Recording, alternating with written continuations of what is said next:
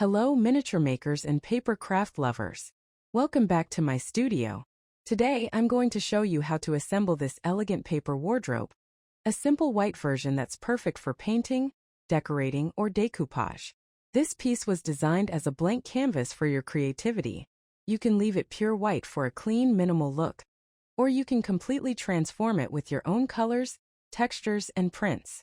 Maybe you'll paint it to match your miniature bedroom, add floral paper for a vintage touch, or cover it with gold accents for something truly unique. The structure itself follows my standard method of assembly, so if you've already built my other furniture pieces, like the Christmas wardrobe or the fairy tale one, you'll find this familiar and easy to put together. But if this is your first time, don't worry. Just take your time and follow along step by step. To make this project, you'll need thick paper around 160 to 200 GSM, a pair of scissors or a cutting machine, something to score the folds like a stylus or even an empty pen, and glue. I use a silicone-based glue because it sets quickly but still gives you a moment to adjust the parts.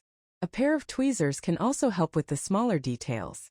When folding the paper, make sure your creases are neat and straight, and try to keep all the folds close to a 90-degree angle.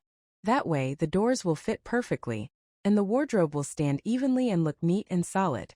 Since this piece is entirely made of paper, even the little door latch, it's important to handle it gently.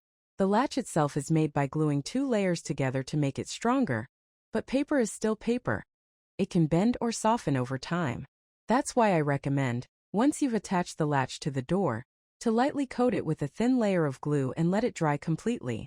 This simple step will make it more rigid and durable, so it holds up better when you open and close the doors. Of course, you can also create your own type of closing system instead of the paper latch.